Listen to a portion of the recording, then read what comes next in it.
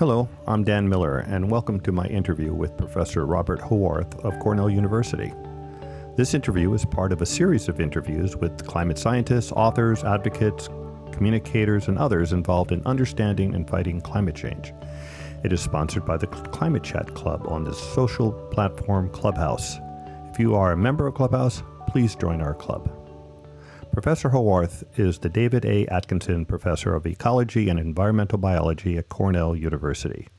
He is known globally for his work exploring the impact of natural gas, which is mostly methane gas, on the climate.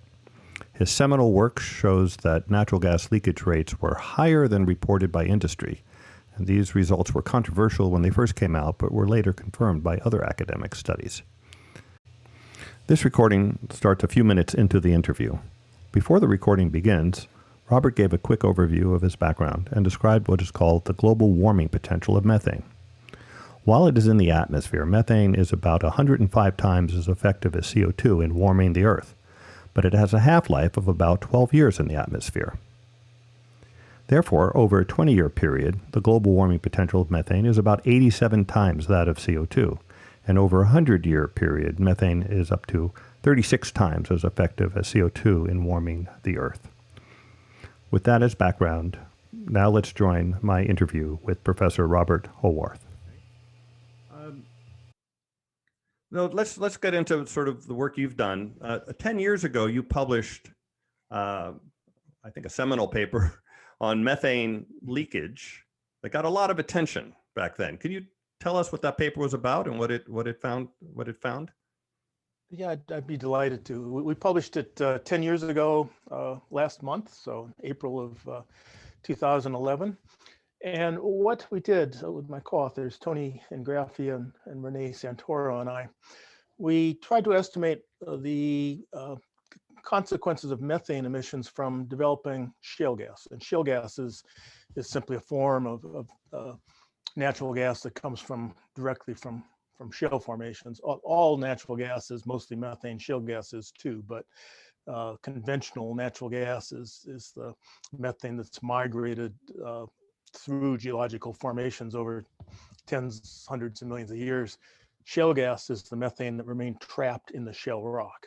And only in the 20th century did we develop the technology to commercially exploit that shale gas. And we use two technologies: high precision directional drilling, where you drill deep into the shale and then turn your pipe and move laterally for kilometers at times, and then high volume hydraulic fracturing, where you put down, I'll say, 5 or 10 million gallons of water with chemical additives to break up, fracture the rock, and release the methane. So that's really, those technologies only came about in the 21st century. They only started to be combined to develop shale gas in, say, 2005, 2006. And we started to worry. It took me a couple of years, but by 2009, I was worried about this massive increase that could be happening in shale gas development. Since it's methane, how much of that's released to the atmosphere, and what might the climate consequences of that be? No one had actually looked at that. Industry was promoting this as a green burning fuel, it's clean, it's not an issue. They weren't talking about methane. So we tried to look through the literature to see who'd been working on methane emissions from shale gas, and there's no papers, nothing. And I talked to colleagues. I'd worked off and on methane since my PhD thesis in the 70s, so I know people work in the area, and we asked around, and no one was thinking about it. The general consensus was, well, yeah, that's an interesting issue. How would you tackle it? So as I say, we tackled it. Tony Ingraffi was critical to it. Tony is now retired, but also a faculty member at Cornell, and he's a fracture engineer. He did his PhD on how to fracture rocks, and he's also an expert on fracturing in bridges and airplane wings and things. But he worked a lot with industry, actually, to develop the technology that was used to develop shale gas. So he understood the engineering and the techniques in a way that I certainly had no background in. And we worked together to piece together the best information we could on how much methane is emitted when you develop shale gas.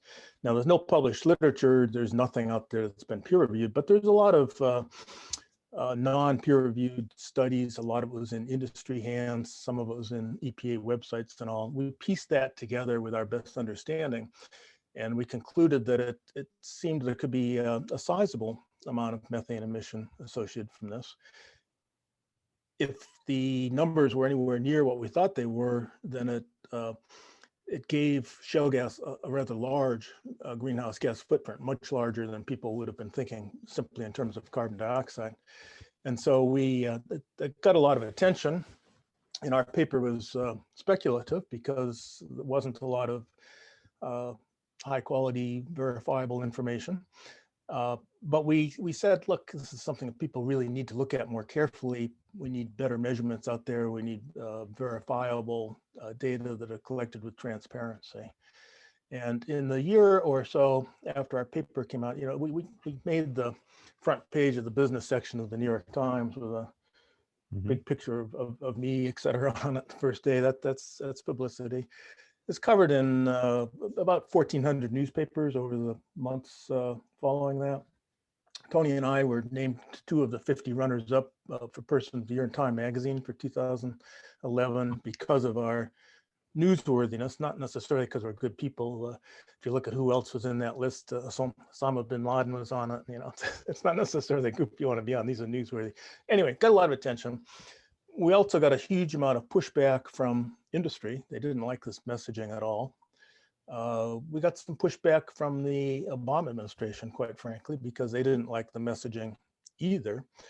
But I'm very glad to say that now, a decade later, dozens and dozens of scientists have taken up the challenge which we threw out and have produced high quality measurements. There are something like 1,400 papers on the topic now. Wow. Ours was the first, just 10 years ago. So the field has blossomed. It still has some, disagreement and controversy in it, but my take is the literature has coalesced around the sort of estimates we came up with. If the best science of the moment, I think, would give you an estimate that's remarkably similar to what we published 10 years ago, which what is the estimate could be in part just blind luck, because again, the quality of the data weren't very good 10 years ago. But what is the estimate for the amount of leakage that comes from natural gas fracking and things like that? Yeah, well, there's the industry. What was the industry saying before your paper, and then what did you find it to be, or what is it? Well, the industry used to say that it would be in the neighborhood of a few tenths of a % of the production rate of the gas, maybe up to 0.4, 0.5%. Oh, really? The United States Environmental Protection Agency was giving values in the neighborhood of about 0.9 to 1% prior to our paper. In our paper, we suggested that conventional natural gas was probably in the neighborhood of 2 or 3, possibly 4%, and that shale gas was probably a little bit higher in the range of say 3 to perhaps 6.5%, something like that. But again, that was based on very poor quality data. What is it considered to be now? My reading of the situation now, there's several different ways we could look at it now, but one approach is that people make what we call top-down measurements. So it's sort of regional scale estimates associated with the drilling and development. You can fly an airplane around equipped with equipment to measure methane in real time and sort of map it. And together with the meteorology, you can come up with an estimate of the emissions. And you can also do that with satellite data. And there are now about 3 satellite-based estimates and maybe a dozen high-quality airplane flyover measurements made in different fields, and they show a range of values. And I think all of the studies are good. I think the variation's real, and it's some fields emit more than others, and that individual field will also change in time depending on what industry is doing. But the mean of that value for the sort of field level emissions is about 3.3%. Additionally, 3.3? 3.3. Okay. And additionally, when you move the gas into a city, you get some additional leakage. The best estimates there are suggesting another 0.8% or so just from the distribution system. So, a little bit around 4% would be a good estimate, I think. And that's remarkably close to what we published 10 years ago. So until, well, even today, I think the fossil fuel industry promotes natural gas as the clean fuel and the bridge to a clean energy future. And I believe the thinking goes that in a power plant, if you use natural gas to power that power plant versus coal, the natural gas will put out half the CO2 that coal does for generating a kilowatt hour of energy, for example. And that's Right. true.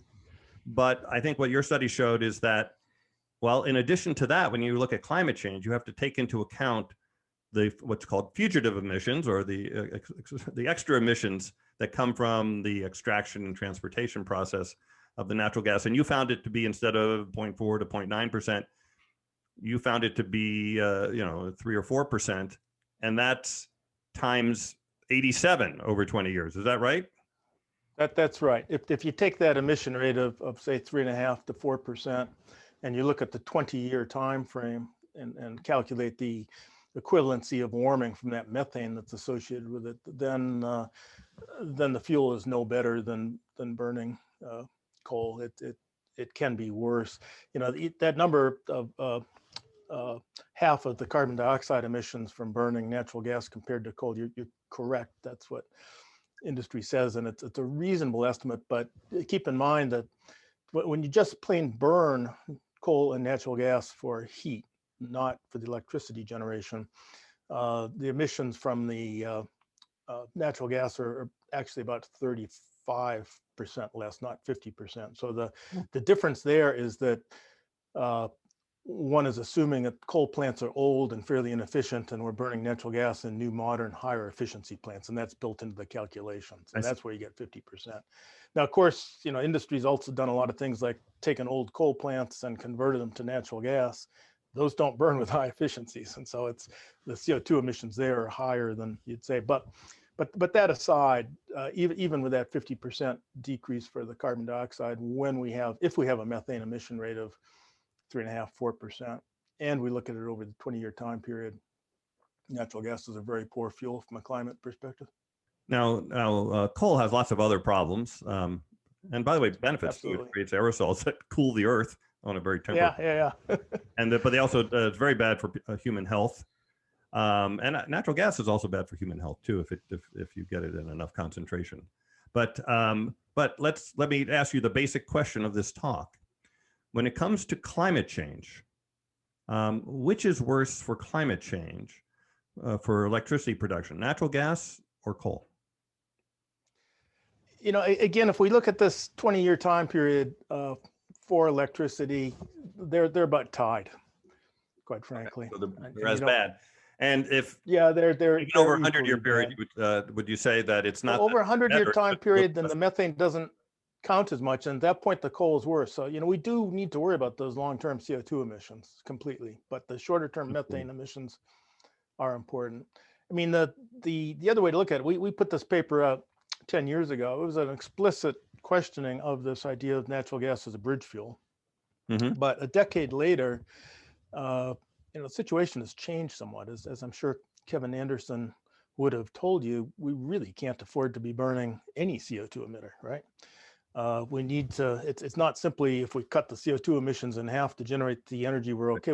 We've used up that carbon budget, and so quite aside from the methane issue, we need to be moving away from both fuels. But the methane aggravates things in the short term. A good reason not to use natural gas.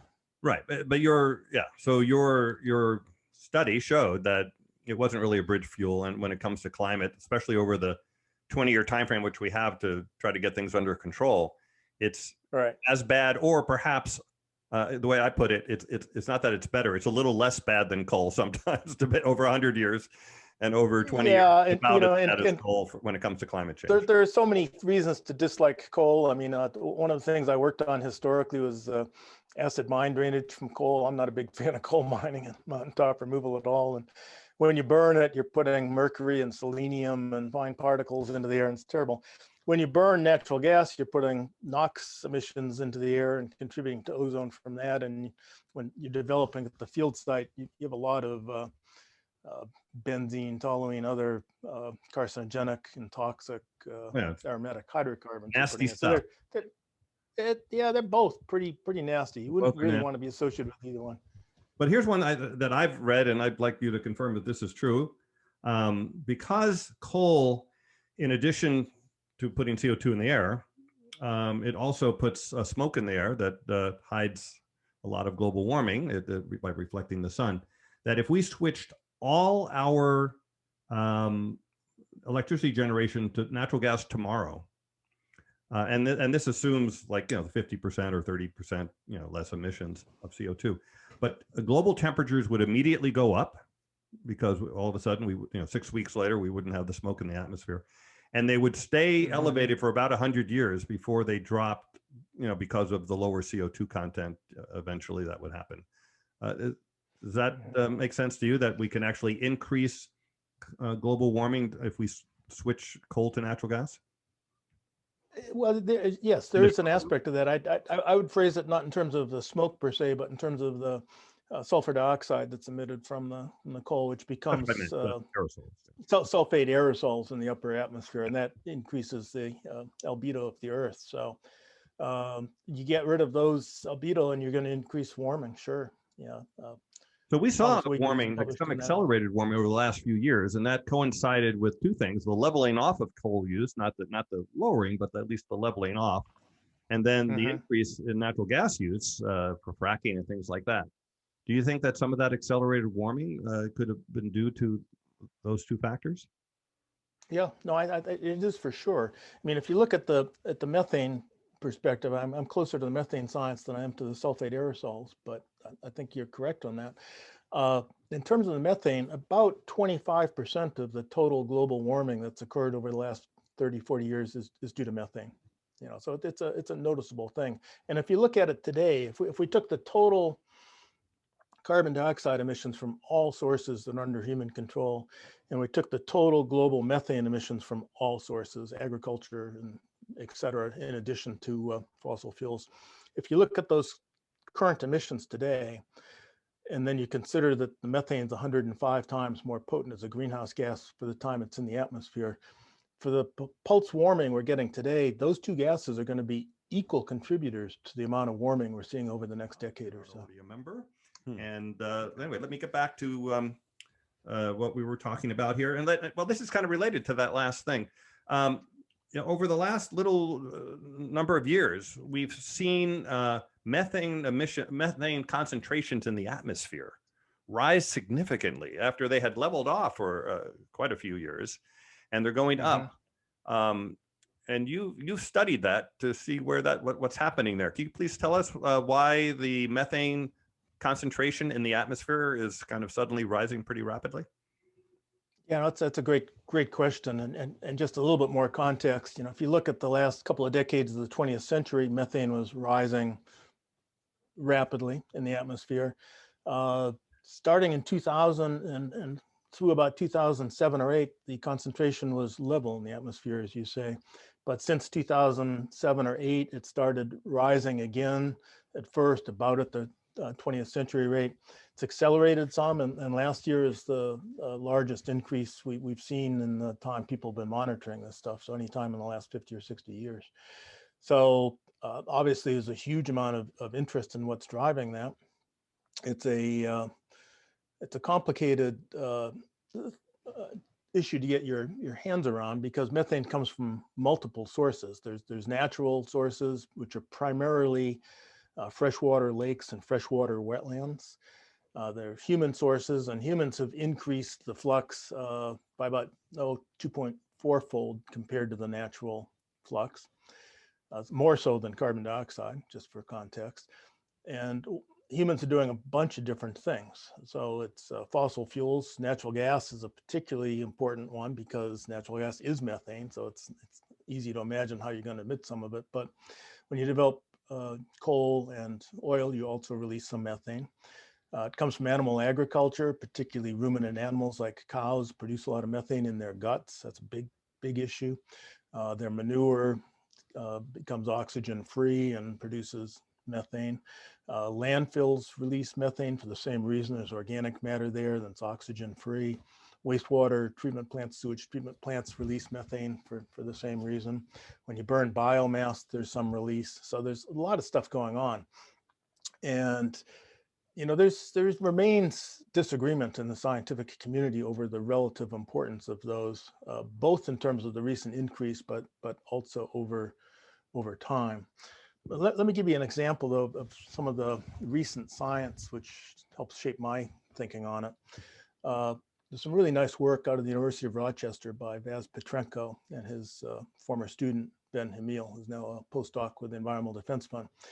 They looked at the carbon-14 content of methane in samples taken out of ice cores. So they can take ice cores, go back in time, and they can look at how much carbon-14 is in that methane molecule. Again, methane molecule is a single carbon atom with 4 hydrogens around it. Most of it's the abundant, stable isotope 12. But some of that carbon is another stable isotope. It's a little heavier, carbon-13, and some of it's radioisotope carbon-14.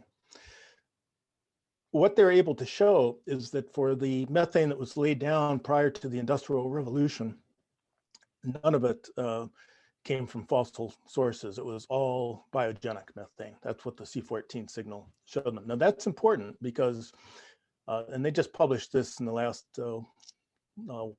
1 to 4 years, that time range.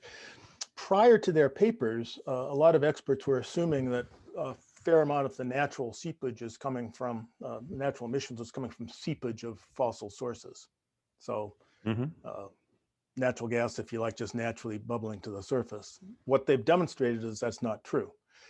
We have a pretty good handle also from the amount of carbon-14 in the methane in the atmosphere circa the end of the 20th century, how much it was coming overall from these fossil sources and how much from other sources. And if we now know that less of that is coming from natural geological seeps, then conversely, more of it has to be coming from fossil fuel development. And it's a big number. I mean, of the total human flux to the atmosphere, which is about 375 teragrams per year, teragrams 10 to the 12th grams. Of that 375, we now know that about 50 of it is more from fossil fuels than we would have assumed half a dozen years ago. So that's a big factor. It actually increases, I think it increases the total fossil fuel input by about 50% compared to what we're thinking. So that's type of evidence we're bringing to bear on it. The other evidence we have is the carbon-13, which again, is a stable isotope, and it's rare in methane, but there's some there. And the fascinating thing is that during the 20th century, when methane concentrations were going up, more and more of that atmospheric methane had more carbon-13 in it. It was becoming slightly heavier. When methane concentrations were steady for a decade, at the start of this century, the carbon isotopic composition was also steady. And then as methane started to rise again, circa 2007 or 8, the carbon isotopic chemistry did the opposite of what it did in the 20th century. Instead of getting heavier in carbon-13, it started to get lighter in carbon-13, less of it. And so there are 2 high visibility papers published in 2016, one in Science, one in Nature. They used that evidence to argue that the recent increase is largely from what's all biological sources and largely from animal agriculture, cows, et cetera. And I was skeptical the minute I heard those papers come out, because the satellite data is suggesting that a large part of the increase in methane emissions globally over that time period is coming from the United States, not from elsewhere. We don't have more cows in the United States now than we did 20 years ago. Quite the contrary. The numbers have been going down. It's hard to see what's going on with that. So I spent a lot of time puzzling over what drove those papers and how else we could explain it. And then there was a very nice paper that came out about I guess, late 2017, where an individual pointed out that the amount of biomass burning on the planet affects the carbon-13 in methane. And biomass burning isn't a huge contributor to the total mass flux, but it produces methane that is much, much heavier, a lot more carbon-13 compared to other sources. And it turns out that biomass burning globally went down over that time period, so that you're putting less of the heavy carbon-13. That gives you that trend line. So they recorrected and said, no, it looks like fossil fuels are probably more important than these people thought. Cows less so. I took it the next step because it occurred to me that the methane from shale gas might not be quite the same as methane from conventional natural gas. And the argument is it's all methane, right? And it's all natural gas, but conventional natural gas, you can think of the methane as having originated in the shale, and it broke free of the shale somehow, and over tens to hundreds of millions of years, it migrates through semi-permeable rock formations until it gets trapped in a dome of some sort and can be harvested by the gas industry. During that migration, some of the methane is oxidized, either by bacteria or just chemical processes.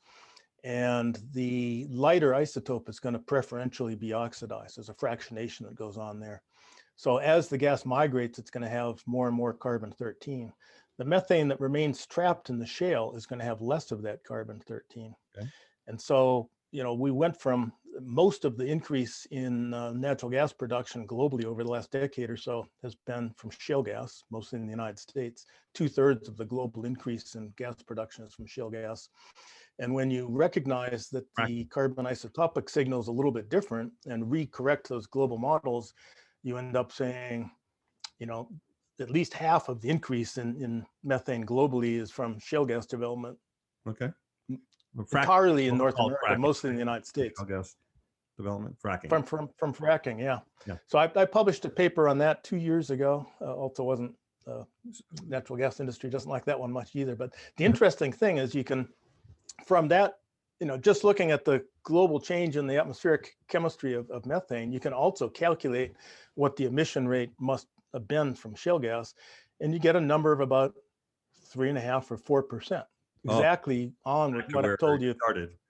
Yeah, but the number I gave you before is not based on that. It's based on totally independent types of field measurements. It's a check on it. It's a check, a completely independent check, which is, I'm quite confident right now that 3.5 to 4% is what's going on.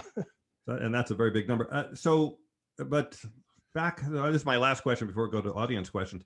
One of the things that people, including me, were very concerned when they saw this rapidly rising methane rising in the atmosphere was it could be coming from permafrost. Can you give a quick, your thoughts on that?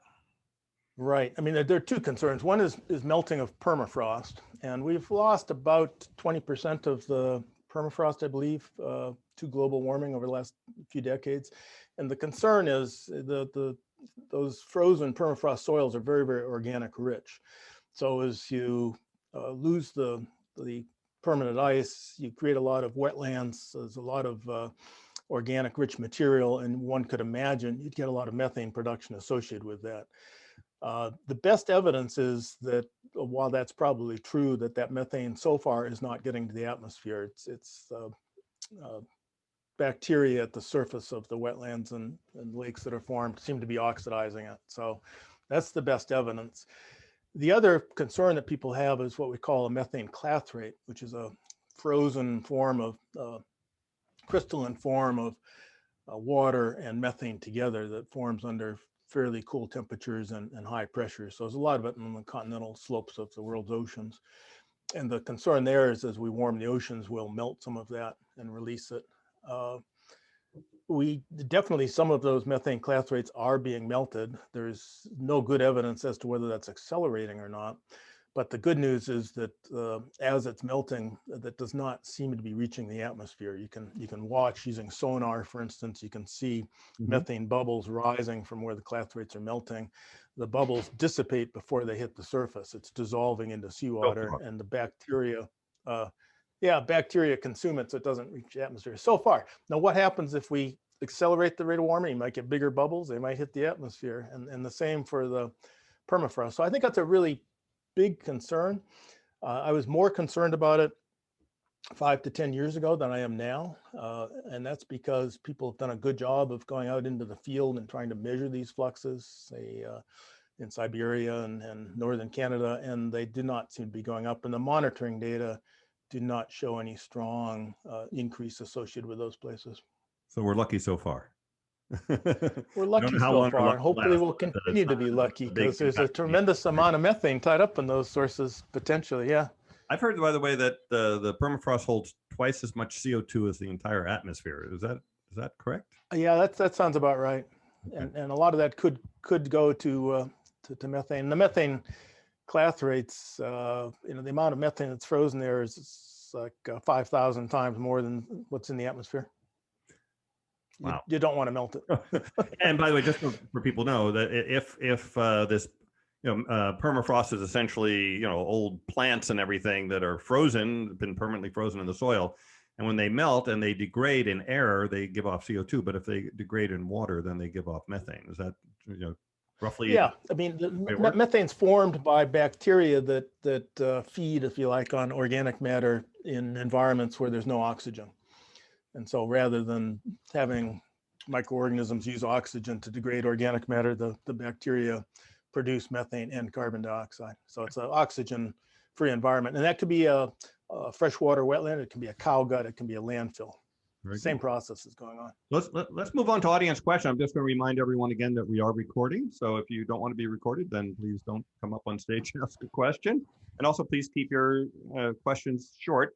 And because of the software I'm using, I actually don't have a PTR list or sort of an order list of who came up when, but I'm kind of guessing at this. And so I'm just going to use my notes here. So we're going to start with Lindsay. And Lindsay, please welcome to the stage. And what's your question for Bob? Thank you very much there, guys. So my question for Bob is, what is your take on RNG? So repurposed mass and turning it into synthetic natural gas. Yeah, that's a great question. RNG, renewable natural gas. So it's just methane again, and it can come from multiple sources, and people use the terminology sort of broadly. We've been looking at it closely in the context of New York State, because New York passed aggressive climate legislation 2 years ago, and we're supposed to be reducing our total greenhouse gas emissions by 40% within the next 9 years, and by 85% by 2050. And the law pays particular attention to methane, and it uses a 20-year accounting protocol for methane, probably because of my influence. And so we've been looking at where methane could come from, where it might be used well. And so one of the thoughts is there's methane leaking from our landfills, there's methane that's leaking from our wastewater treatment plants. Let's just capture that. And that is a form of renewable natural gas. The other proposal that's on the table here is to take cow manure and purposely digest it anaerobically to produce methane and renewable natural gas. When you run through the numbers, let's look at the cow manure. New York's a big dairy state. I think we're third largest dairy producers in the country. So there are a lot of cows here. But if you take all of the manure in the state and put it into these anaerobic digesters, which you build, and if the digesters worked really well year round, despite the cold temperatures in the winter, big caveat, the amount of methane you'd produce, the amount of renewable natural gas is less than 1% of what we're using now for our conventional natural gas. So it's a small resource, and the same if we throw in the wastewater treatment plants and the landfills, it really is a pretty small resource. So does that mean we shouldn't use it? No, I think we should use it. I think we should use it taking great care to not leak it. I don't think there's enough of it I know there's not enough of it to flow into pipelines and support the pipeline's flow. So it's best used near the source where it's produced, probably to produce electricity, and you probably don't want to burn it. You probably want to use a fuel cell, so you have fewer emissions and higher efficiencies. I think it could help at the farm scale for energy supplies. It can help with wastewater treatment plant energy supplies, but it's a small energy resource. And my worry is that the natural gas industry talks about RNG and also hydrogen as things that are going to be able to replace conventional natural gas in their pipeline systems. And I don't think that physically is ever going to happen. So I think it's sort of a argument that's made to keep that infrastructure going for the regular natural gas longer than we otherwise might want it to. Great. By the way, I want to remind folks, by the way, sorry about that, getting calls while I'm doing this. I want to remind people, if you'd like to see Bob's homepage, I've added it to the top of my bio, so you can get the link to his Cornell homepage if you go to the top of my bio. And let me see. So next, we're going to go to our moderator, Stacy. Stacy, what's your question?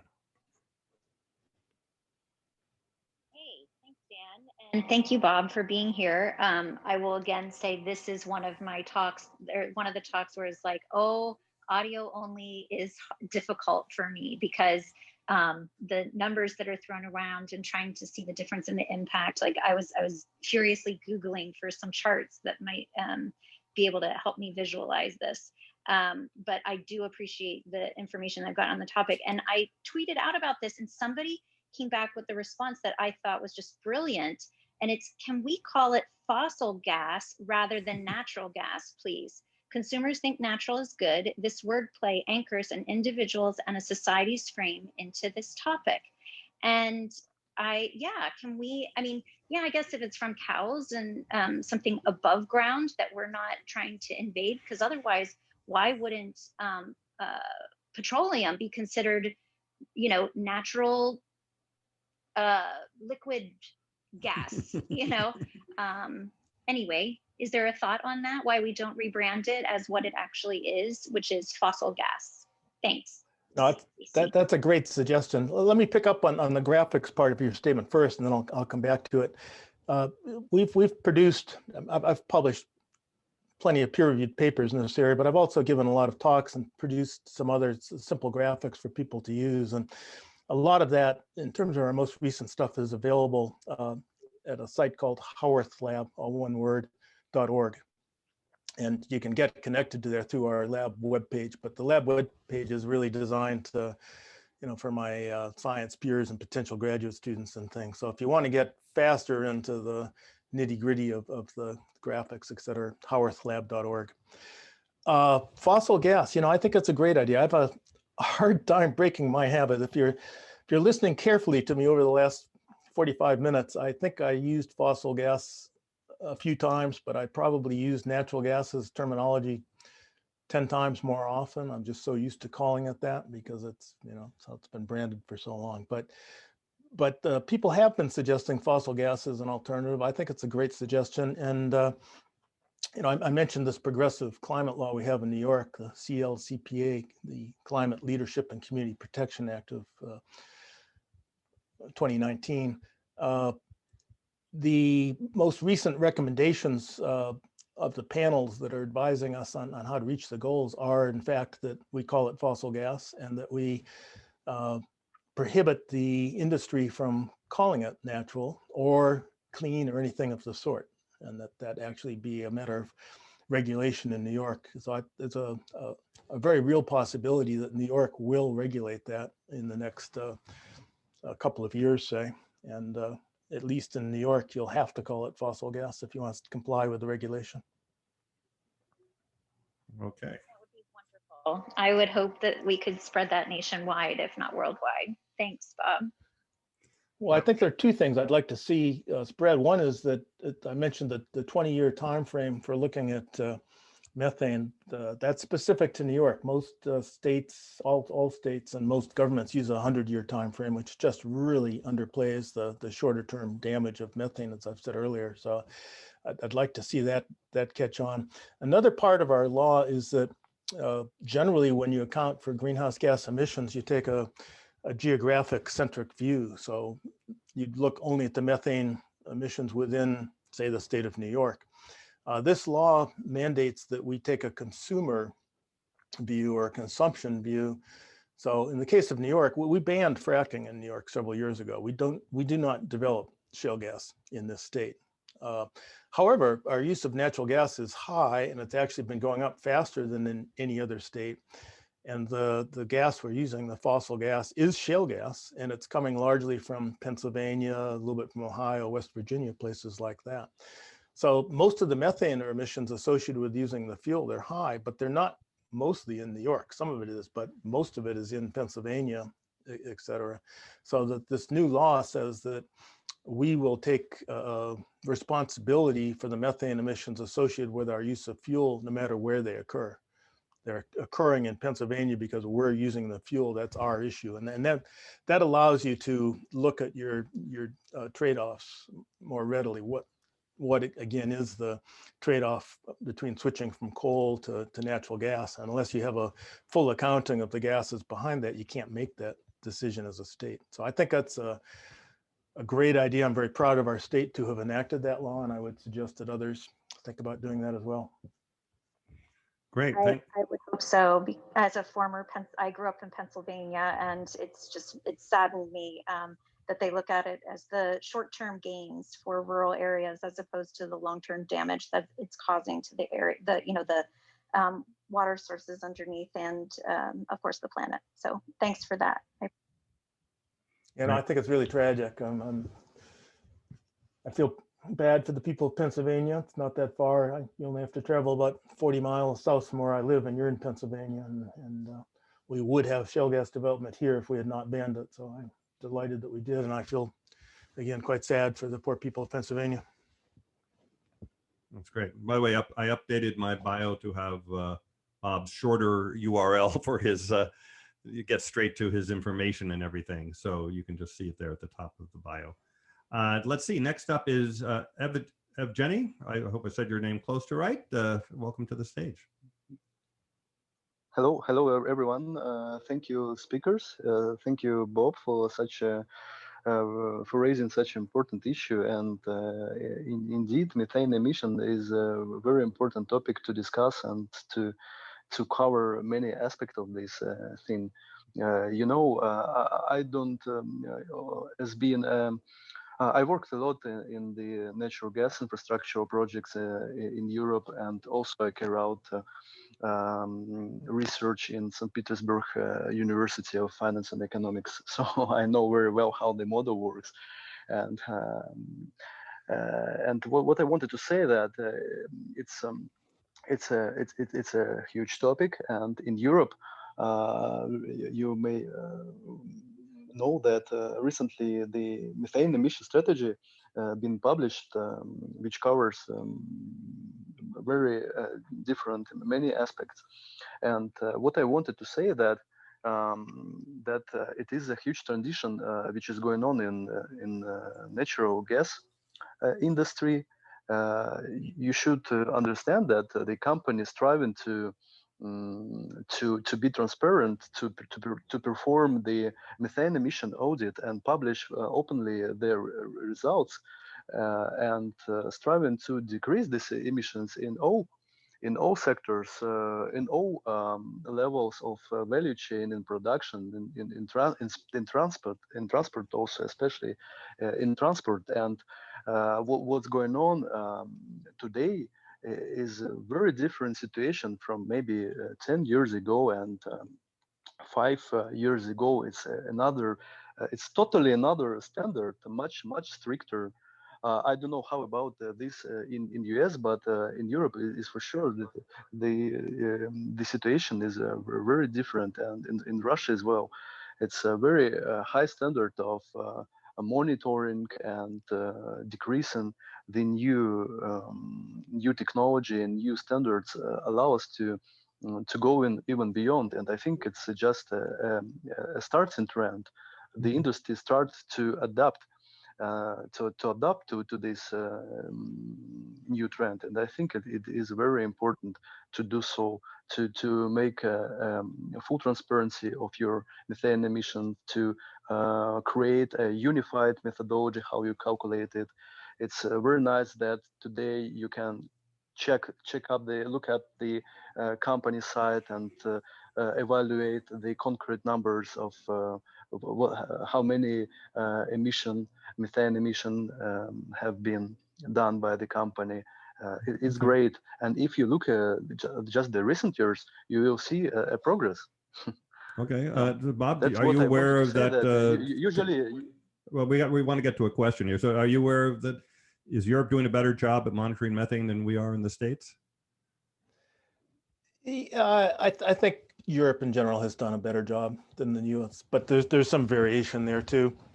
We do have, but in the U.S., it's traditionally been a state by state sort of endeavor to regulate it. The Obama administration late in their time put out some methane rules. I wasn't a big fan of those, quite frankly, because although they sounded good, they required, they were based on voluntary compliance from industry, unverified self-reporting, which I don't think is a great strategy. The Trump administration got rid of those anyway, and now the Senate and Biden have reinstated them. At this point, I'm a little bit happier about them than I was originally 5 years ago, and that's because there's been a proliferation of several companies that have microsatellites that are tuned for measuring methane with high spatial precision. So, we had satellite data 5 to 10 years ago, but it was based on the NASA satellites and the European Space Agency satellites, which were really not designed specifically to measure methane. You had to tease the methane signal out of other signals. There's a lot of assumptions with that. I'm not an expert on it, but I know enough to know that people argue a lot about that. Mm-hmm. And it's also a coarse spatial resolution, which doesn't give you a lot of precision as to know where the emissions are.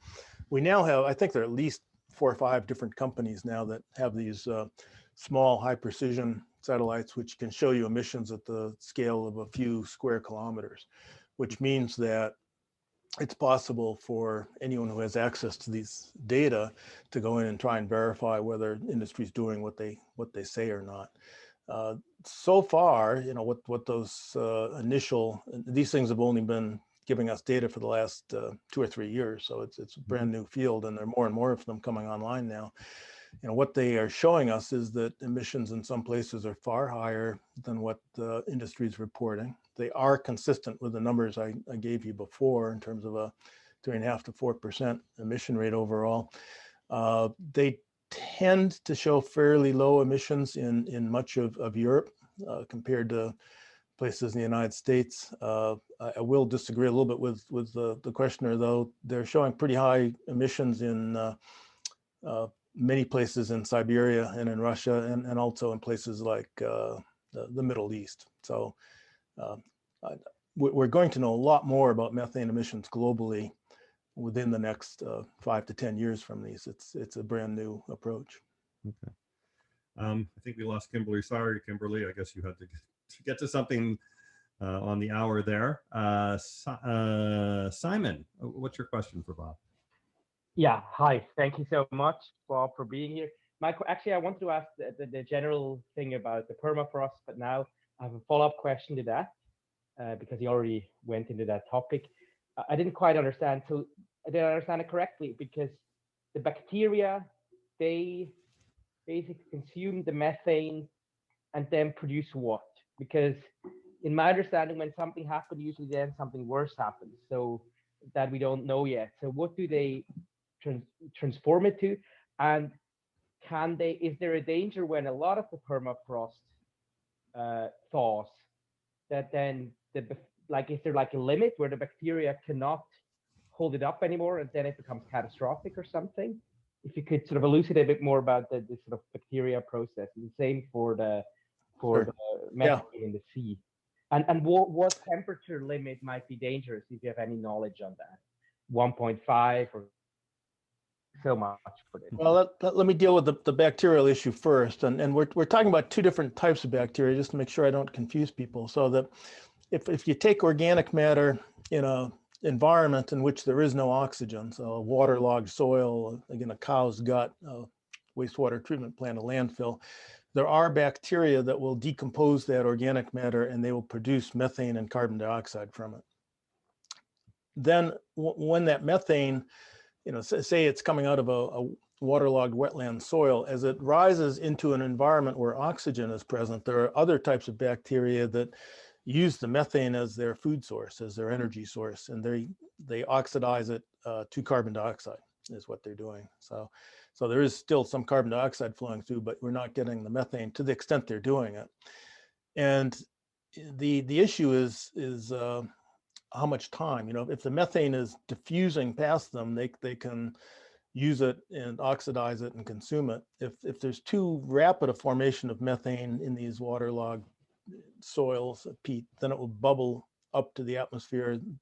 Bacteria won't be able to see it, if you will. It's too fast. And so it's a rate determining thing. And so far, I mean, if you'd asked me 5 or 10 years ago, I would have been very concerned that we'd be increasing the methane fluxes as we melt this permafrost. But what we're seeing from detailed field measurements, as well as the detailed monitoring of the atmosphere at sort of a regional scale, we're not seeing an increased methane flux overall from these systems, and we're not seeing increase there that's tied to there. It seems to be coming from lower latitudes more. So far it has not been a huge problem. In terms of your question of what temperature, the more we warm the earth, the riskier it all becomes, right? The science community and the IPCC reports has been pretty consistent, saying that a warming to 1.5 degrees increases the risk of runaway feedbacks in the climate system, 2 degrees even more, and a whole bunch of feedbacks which you might think about. But let me give you one, which is changes in the North Atlantic ocean circulation.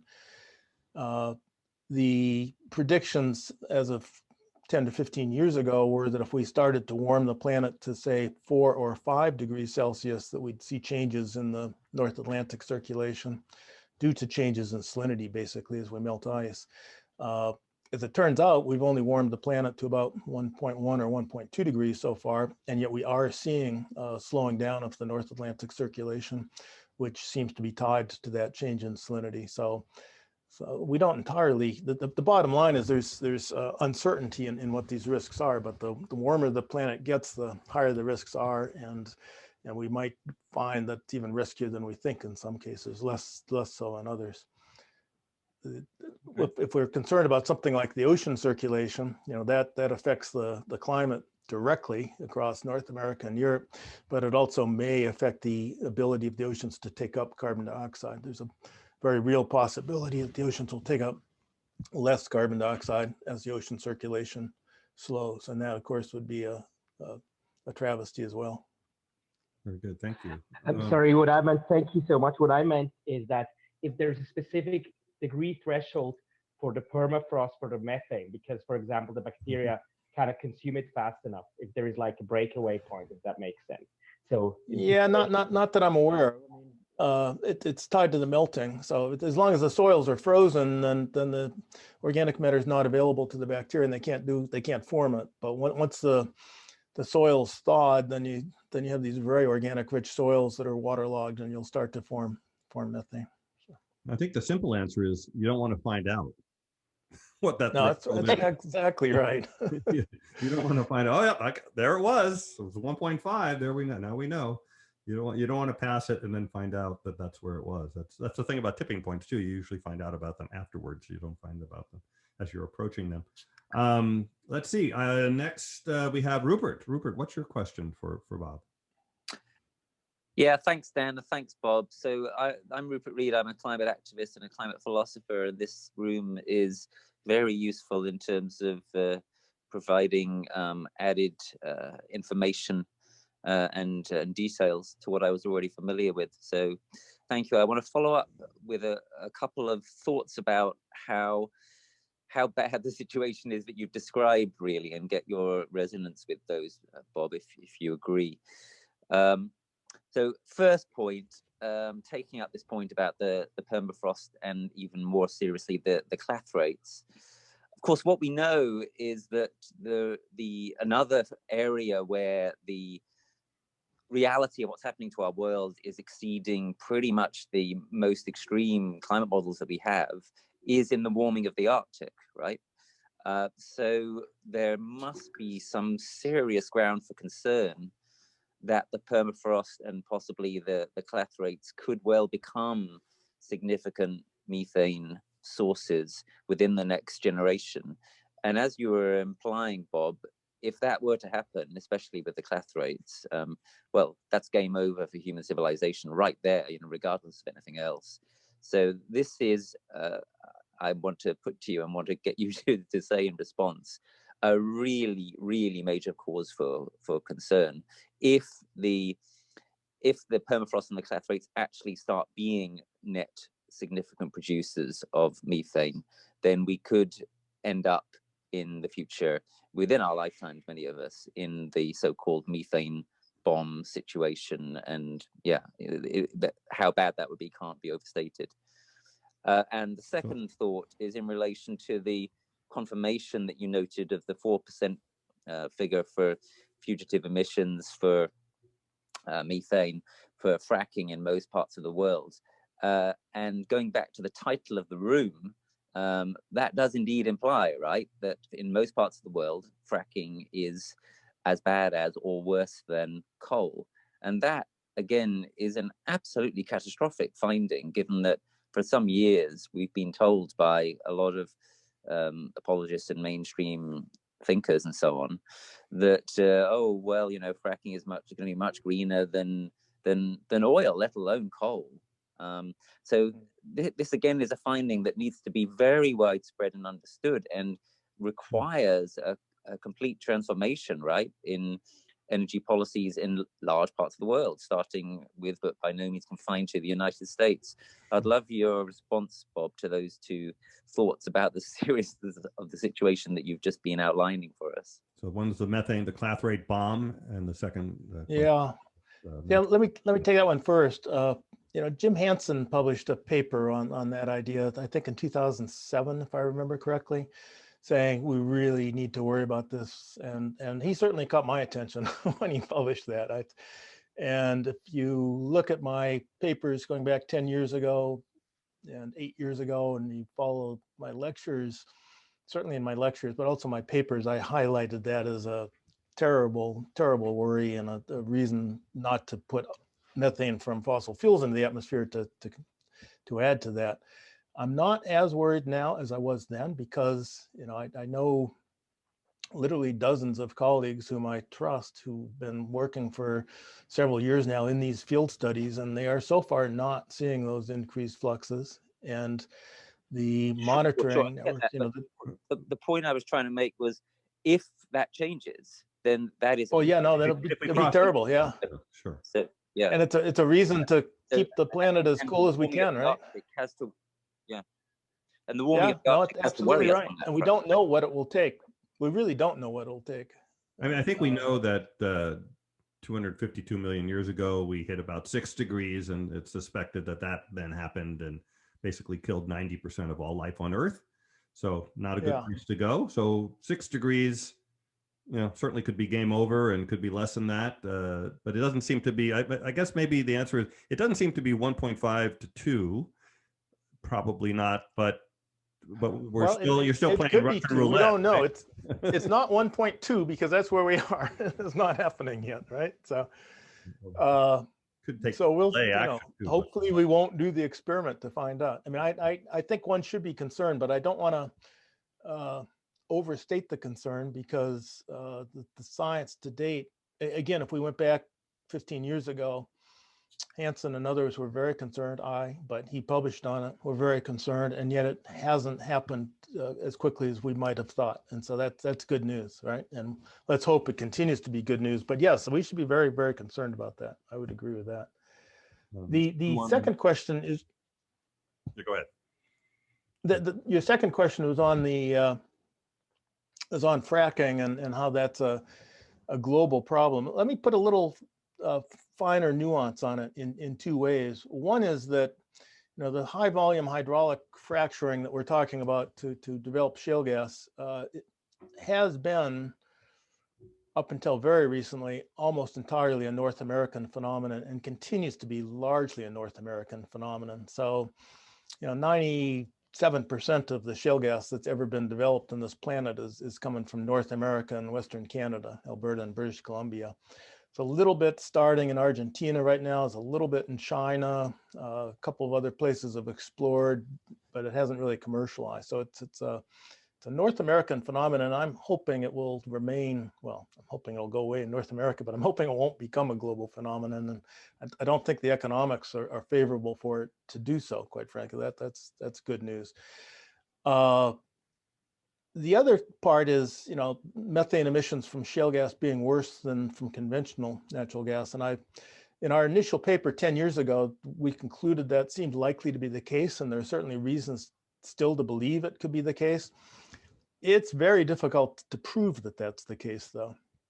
So the number that I gave you of, say, from the top-down studies, the airplane flyovers and all, gives you an estimate of about 3.5%, 4% in total for methane emissions. That's mostly for shale gas. The conventional sources, the numbers are a little bit lower, but within the statistical precision we have, they overlap. I cannot, as a rigorous scientist, tell you that those data are strong enough to say shale gas is worse. There are reasons to think it could be, and the trends are in the right way. And the same with the global interpretation I gave from the reanalysis using the carbon stable isotopic composition over time.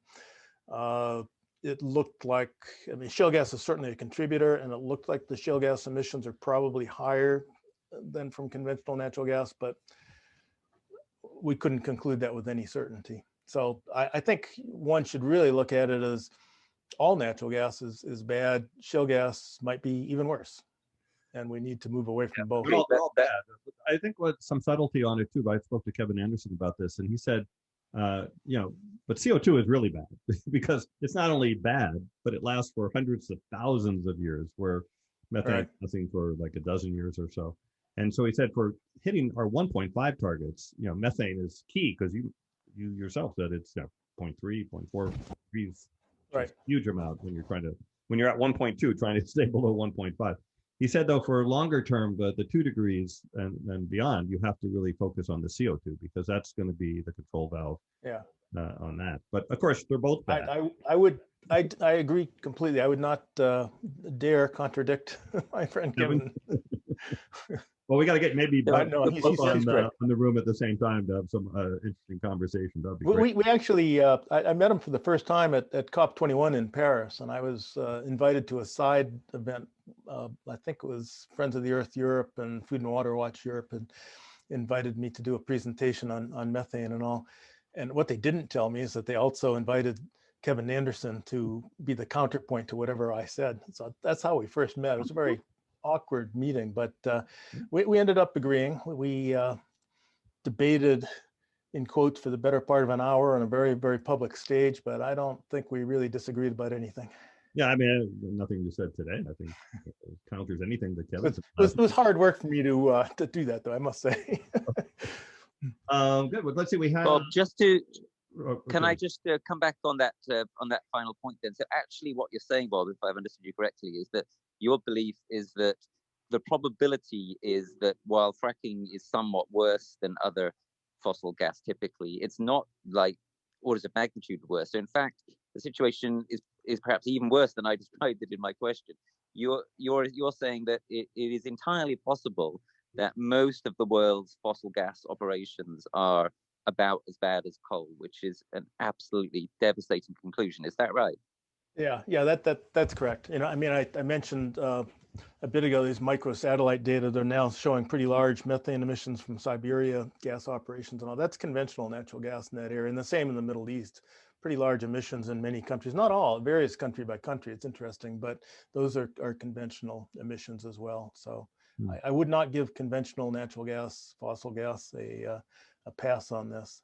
I do think, although I can't prove it with the quality of the data we have, I do think that, again, shale gas has somewhat higher emissions, and there are a couple of reasons for that. One is that when you develop shale gas, you put down these massive amounts of fluids to fracture the rock, and then there's a flowback period where about a quarter to a third of the fluids return to the surface in the first few days to 2 weeks, something like that. And it isn't simply water coming back up. There's a lot of methane with it. It's actually a frothing mess.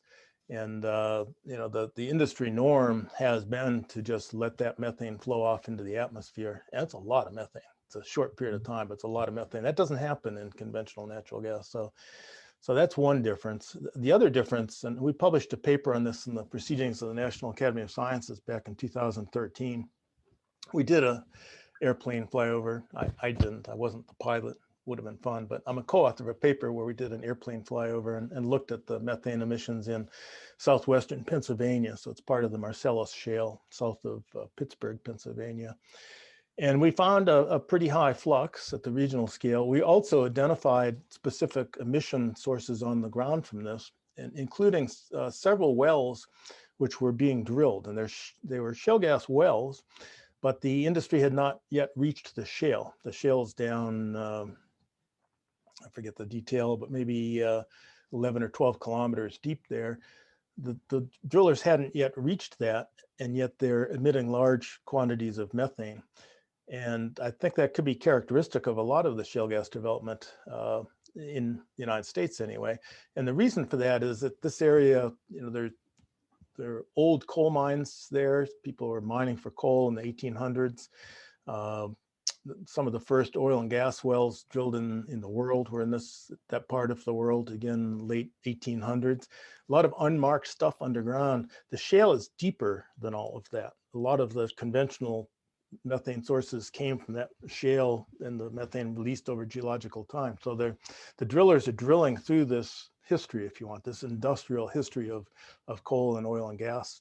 And there are pockets of methane gas there, which we think that as they encounter, they're releasing to the atmosphere. So it's actually not even shale gas that's being developed. It's pockets of conventional gas and pockets of methane from coal, but it wouldn't be released if it weren't for shale. And it's the ability to go down to that deep, deep shale through this history that's making it happen. If you weren't developing shale gas, you wouldn't have those emissions. Okay. Thanks, Bob. Super useful. Thanks. So, Farid, welcome to the stage. Farid. Hi, thank you for the great topic. And so, yeah, my area of research is hydrogen production technologies. And as you know, we are moving towards the carbon-free fuels. And I just wanted to ask that, how do you see the natural gas reforming based on renewable energies like solar-driven natural gas reforming as an approach towards like green hydrogen in transition? Because as you know, like wind-based electrolysis or other technologies like totally renewable based are not yet cost competitive, and the infrastructure is not available for large-scale hydrogen production. So as far as I know, like that's natural gas reforming with carbon capture and storage, or like driven by solar energy or like other renewable based, are good candidates for this transition till that time. That's one question. And the other question is about the flaring of gas in some Middle Eastern countries. As you know, that this flaring is the main source of emission. How do you see that, and how we can solve? What should be done for that? Thank you. So blue hydrogen. Let me handle the second one first because it's easier. Flaring is when you're emitting gas, and you might be. You have a surplus, you're either emitting it for maintenance reasons or for safety reasons or simply because there's no market reasons. And flaring is when we burn that. Venting is when we don't. And when you burn it, it's not 100% burn, so you're still releasing a fair amount of methane, but it's better to burn it. It's better to flare it if you're going to do it all than simply to vent. The evidence here in the United States is that the industry is supposed to be flaring it instead of venting it in most states. Venting is not really legal except on an emergency basis, but it's common anyway. And in part, it's simply that flares go out, they're no longer burning, they're not relit, and people aren't monitoring that. So if we have to dump the gas at all, then flaring it's better than venting, but we really need to monitor that the flaring is working, and it still isn't 100% panacea because of some emissions. Your question on the hydrogen from the methane reforming is interesting. Dan and I were talking about that earlier today while we prepared for this show. Mark Jacobson and I have submitted a paper and submitted it to a peer-reviewed journal on what the greenhouse gas emissions might be from what's called the gray hydrogen, which is hydrogen made from natural gas methane without carbon capture, and also from what industry calls blue hydrogen, which would be the same but with some carbon capture. And we did not look at the solar aspect of it. Dan raised that as well. So I can come back to that in a minute or not, but you can remind me if I forget. We looked just at the situation, which is fairly hypothetical because this is really not being done commercially anywhere that I'm aware of, at least not at scale. In the methane reforming process, they're taking natural gas methane, they're heating it under pressure, adding steam as well. So pressure, heat, and the water vapor is all important. And you're producing hydrogen and carbon dioxide from that. So there are fugitive upstream methane emissions associated with developing that natural gas to begin with. And then for whatever energy source you're using, we assumed that the industry would use natural gas for the heat to form the steam and all. And we ran through the calculations of what that would be. So there are more fugitive methane emissions associated with that as well. And they're fairly substantial. So that gray hydrogen without carbon capture has very large methane emissions, and it has substantial carbon dioxide emissions as well, more so than just using natural gas. When we throw in carbon capture to get the blue hydrogen, you need an additional energy source to power the carbon capture. And if you're using natural gas to produce electricity for that, the fugitive methane emissions go up even further.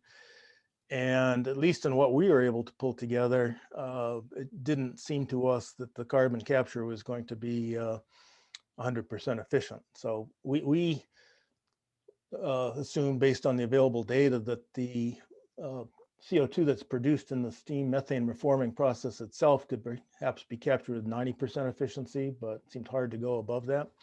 Mm-hmm. And that for the energy that's used to drive the steam heating and all, that it seemed more like 50 to 60% carbon capture is possible, but you'd still be emitting, almost half perhaps of the CO2. And under those set of assumptions, that blue hydrogen's a pretty nasty looking fuel from a climate standpoint. So start throwing in. I go ahead, Dan. In here because again, one of my portfolio companies is involved in this thing, and so I would say, yeah, you can, based on your assumptions, you can come up with different things. It's important to note that in this application, a few things would happen. First, the first thing they do is some of the energy to run the system is actually earth energy. In the case of this, you have to heat and cool. And if you paid for electricity to cool, that would be a lot of energy, but you actually use the air, which is free. And so that's one thing. So some of the energy comes from the earth. And every carbon capture system uses some form of earth energy to some extent. But anyway, in this particular case. And then the other thing is you also use waste heat. You mentioned that they're using, the plant is making heat. And so to the extent you can use waste heat, you don't have any extra energy. And then right now, in the short run, they will use natural gas for the rest of the heat. But actually 90% of that will be captured too. So you feed it into the same system. And then so you capture 90% of the CO2 from that. And then eventually you transition making steam, in this case, from natural gas to renewable energy. Right now, it's far more expensive to make it from electricity than natural gas. But as solar prices drop, I mean, it'll actually be on par. So in the long run, when this thing is really running at scale, you won't have any extra fossil energy to run the system. You are going to capture almost all of that. I think 90% is the right number in terms of CO2.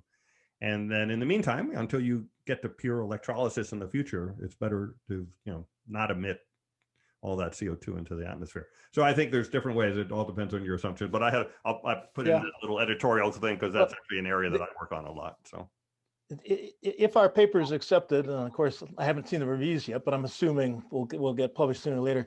We run through in great detail what the calculations are, so one could easily play with our assumptions and push them around. The biggest issue is with the upstream fugitive methane. So that less natural gas you're using, the better. But as a feedstock, you can't get away from that. You still have that. Absolutely. I hear you. I am skeptical, I must say, but I think Mark's by really the time, by the way, I know Mark is carbon capture. Yeah, no, we're skeptical. It's true. My guess would be that by the time renewable electricity becomes plentiful enough that it would be economically viable in this technology, that there might be no advantage over simply the electrolysis. Sure. production. And We just hope. I mean, that's the keeping natural idea. gas out of the mix, which How far? clearly I'd prefer. How far do you think we are from that point? There for renewable electricity, because we have also power to gas technology, which is very promising, as you know, like turning the power into electrolysis and producing hydrogen. So how far do you think like developed countries from that point that renewable electricity is that available, that hydrogen is cost competitive, less than $2 per kilogram of DOE target? Yeah, I honestly don't know. I'm not expert enough on the economics of No hydrogen. problem. Yeah. I'll tell you my guess, and that's the end of this decade for that. Just what you said. Combination of lower costs. In fact, I'm an advisor to a fund that's looking at making an investment in a company that's lowering the cost of hydrogen production from electrolysis. And there are many, many other companies doing the same thing.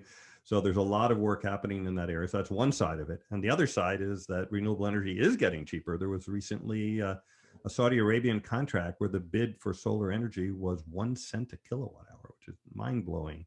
And that's today. So in 5 to 10 years from now, it'll be amazing. Yeah, the renewables are certainly coming down price. I will just tie it back to the New York situation, and again on our climate law. I sit on the council that's mandated by law for coming up with an implementation plan, and we had a 7-hour meeting a week ago today on that. So again, our goal is to reduce economy-wide all sectors greenhouse gas emissions by 40% within the next 9 years, and we actually have the outlines of a plan which will do that. It calls for electrification, beneficial electrification of transportation and heating and all. It calls for not using any natural gas or other fossil fuels in new construction within just a few years, and calling for retrofit of those and all.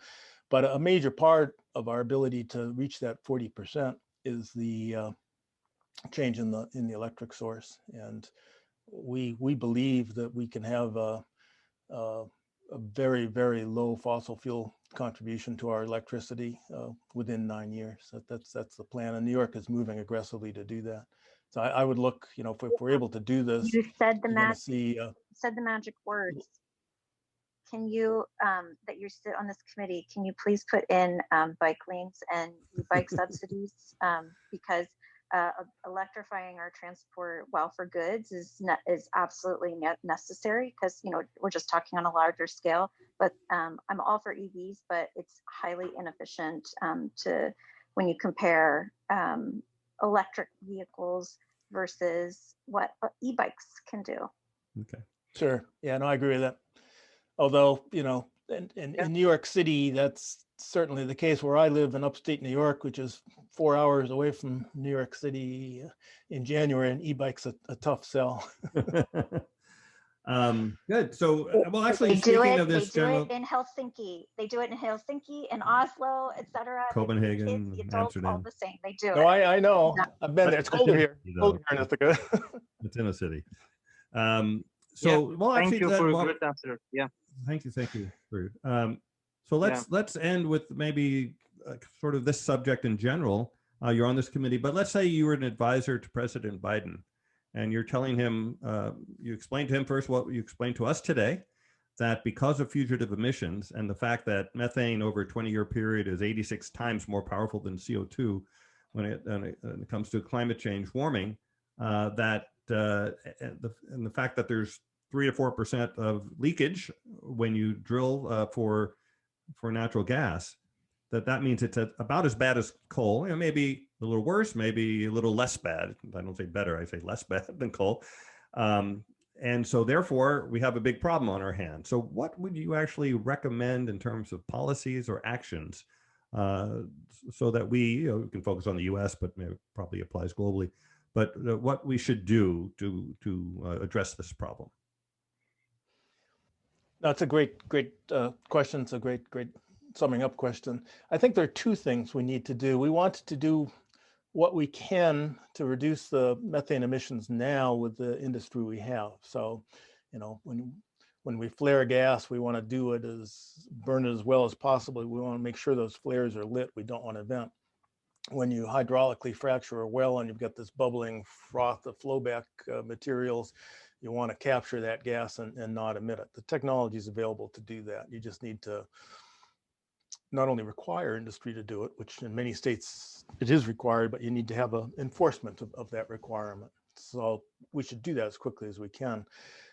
You know, some of the emissions are just really, really tough. When you go to do maintenance on a big gas transmission pipeline, you don't want methane in there because it's an explosion hazard. You're not going to weld on a pipeline that's full of natural gas. So the industry norm is to blow that off to the atmosphere. That's not a leak. That's a purposeful emission. Wow. And it's a lot of methane. I'm not aware of a economic approach to doing pipeline maintenance other than that.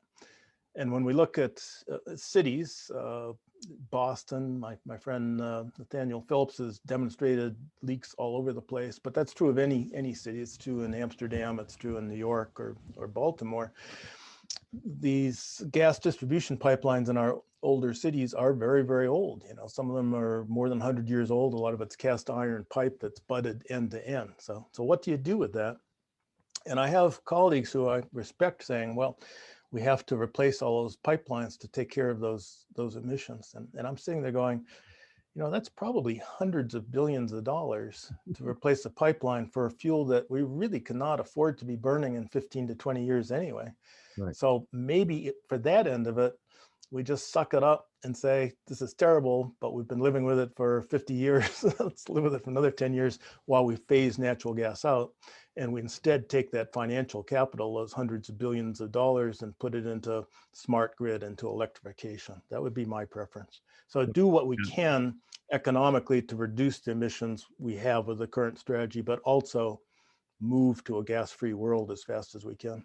Using heat pumps and induction stoves. Heat pumps, yeah. And they work.